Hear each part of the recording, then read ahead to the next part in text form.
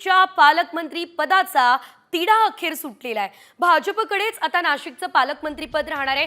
गिरीश महाजन नाशिकचे पालकमंत्री होणार असं कळतंय, अशी माहिती मिळते आहे। एकंदरीत आपण जर बघितलं तर नाशिकच्या पालकमंत्री पदावरून मोठा वाद जो आहे तो सुरू झालेला होता।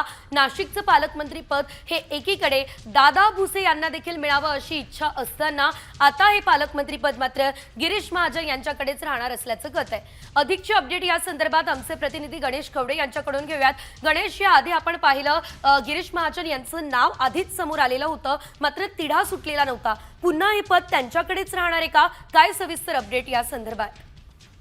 नक्कीच नाशिकचं पालकमंत्रीपद आहे ते गिरीश महाजन यांच्याकडेच राहणार असल्याचं सांगितलं जात आहे, कारण की 2027 मध्ये कुंभ मेळावा आहे तो पार पडणार आणि यासाठीच नाशिकचं पालकमंत्रीपद आहे ते गिरीश महाजन यांच्याकडे राहणार आहे।